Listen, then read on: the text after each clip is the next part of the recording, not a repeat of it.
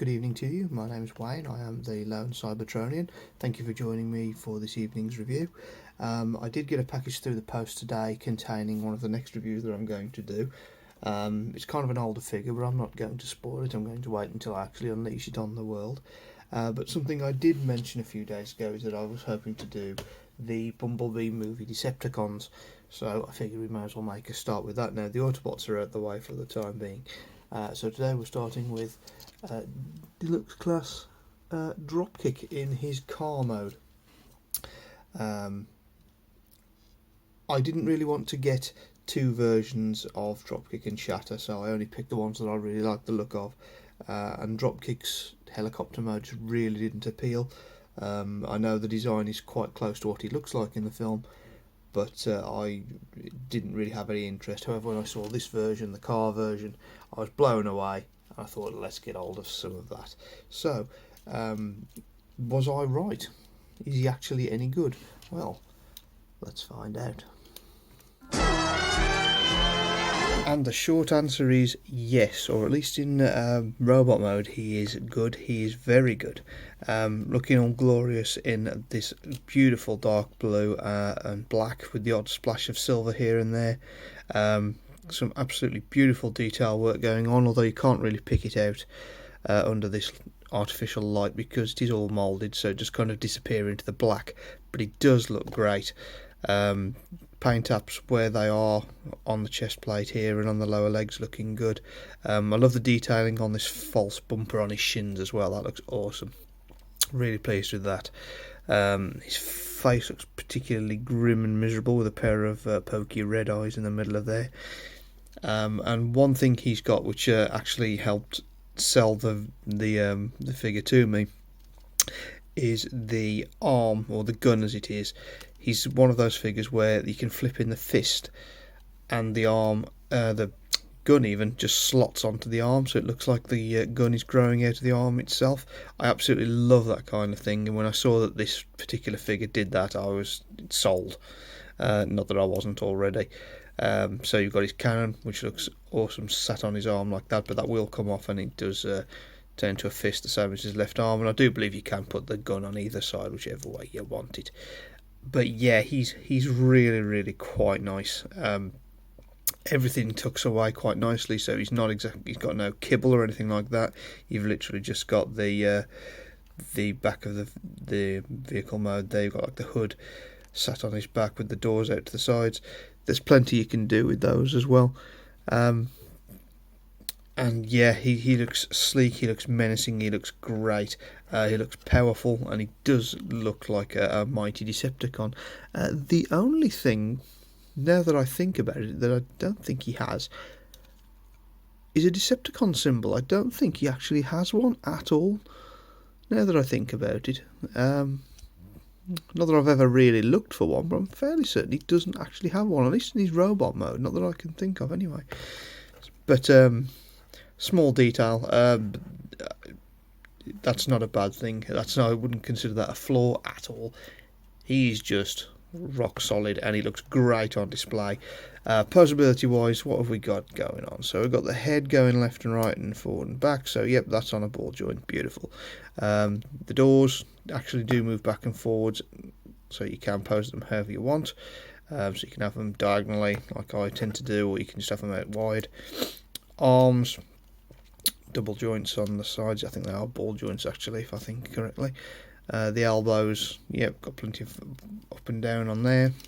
They come up to 90 degrees. I thought they came further than that, but no. And you've got a little bit of wrist movement because the wrists do fold in, as I say, to be able to get the gun in place. Coming down, we don't have a waist swivel due to the nature of his transformation, which is a bit of a shame. I will go into what I think of the transformation when I get to his vehicle mode. Spoilers, I'm not particularly impressed with it, but I'll go into that in a minute. So the legs, forward, back, just being caught by his kibble there, but there's plenty of movement. Out to the side, knees, yep, no problem, got that covered. And then the legs, I believe, are on a ball joint. No, just a hinge. so they've got no in and out movement, but they do come forward and back. You can pose the guy though; he poses for days, and I'm really impressed with him.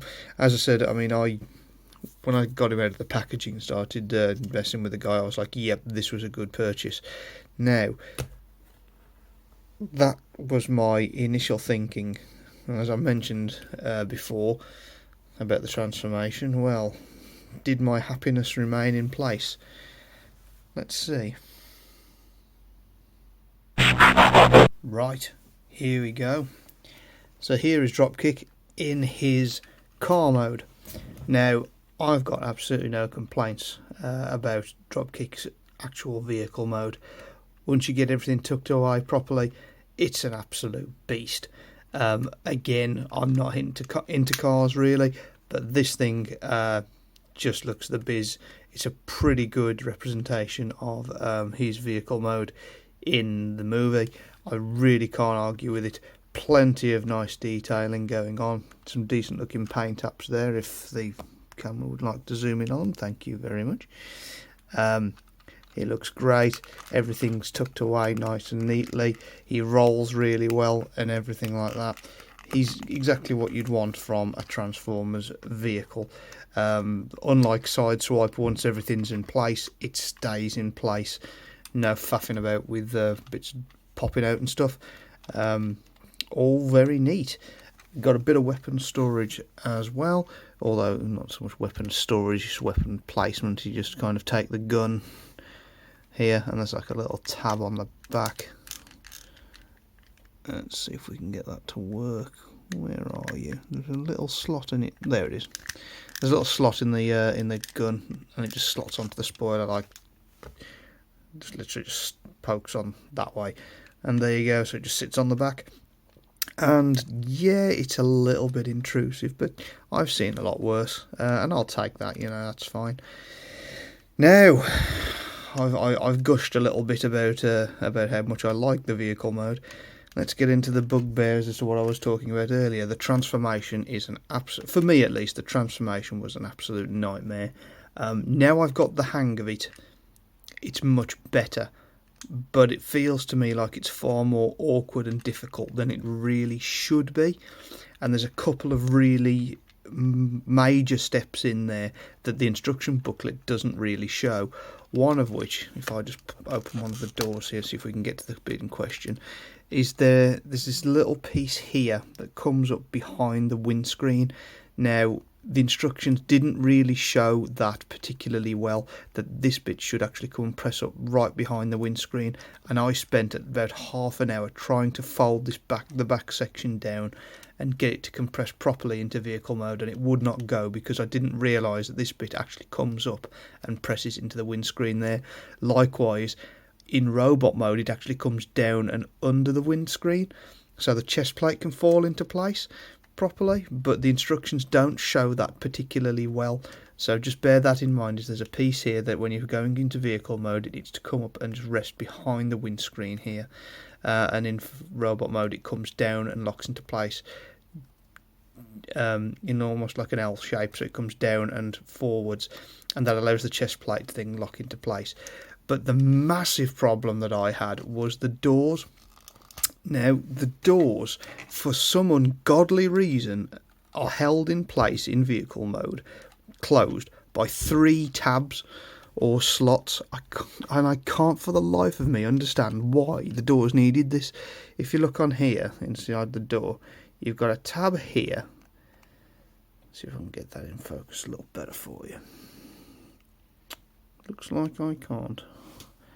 So let me try and get that focused. Nope, doesn't want to play. Anyway, we'll see what we can do. There's a tab there. There's another tab. There's a hole there. So we've got a tab there, a hole there. And there's another tab here on the side.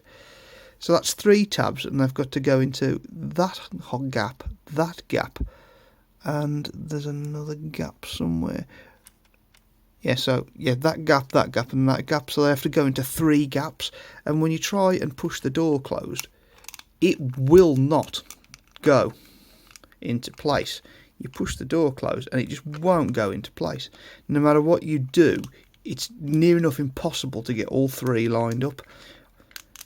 And I always found that even if I could kind of get two into place on one side, then the other side would then burst out, and the frustration it gave me. I mean, you might be able to see that there's a hairline crack actually on the top of the roof here. You can just see it there, look in that light. From me having to try and force the doors closed. Now, there's actually a trick to it, which I discovered later on. So what you do is you have to push the foot, this is the foot here, you push the foot out a little bit, which then arches out the arm a little bit. Then attach the door to that, and then just push it in that way, and it'll all overlap and sit flush. Same on the flip side. So we open the door there, you try and close it, and you've got no chance. It just pushes. It just either won't go at all, or it just pushes straight back out again. I mean, that's not going anywhere. And you can see that's just sticking up.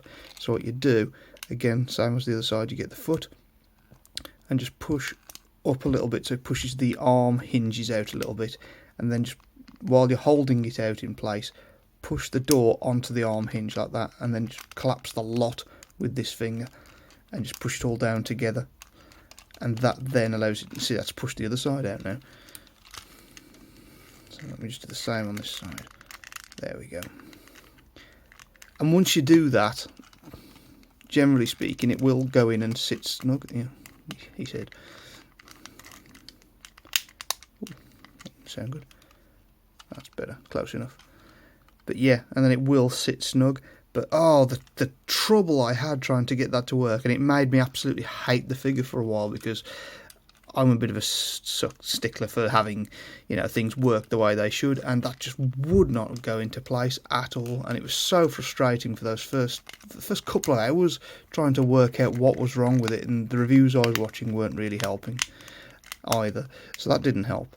So once I discovered that actual little trick and got the doors into place, I transformed them a few more times, and then worked out the trick with the hinge behind the windscreen as well, and that really helped. So, overall opinion, now I've finished my waffling and moaning, is it's actually pretty positive, I'll be honest. If I knew about the doors in the first place, I'd have still bought the figure. It just would have been nice to have known about that door trick first time round before I got frustrated with him. But, now that I know what I'm doing, I really like the figure. The robot mode looks awesome. The vehicle mode with the black and blue colour scheme looks great. He does roll. Wheels aren't great on flat surfaces like my laptop here, but on like carpet and wherever, yep, he rolls just fine. And I've got no real complaints, and I'm really glad I've got him in my collection. And if he does happen to snap through the roof here, which this is painted clear plastic, he might well end up breaking. And if he does, I will replace him, because I do like the figure and he looks great with shatter. But yeah, just a couple of niggles on the transformation, which unfortunately are quite major if you don't know what you're doing. So hopefully that helps anyone who's struggling with the transform like I did. But yeah, so that is Bumblebee Studios Series Dropkick. Thank you very much for joining me for this review. Same as always, if you've got any requests, pop them in the comments, and if I've got the figure, then it'll be in front of the camera next. And with that, guys, thank you for joining me, and I will see you hopefully tomorrow for the next one.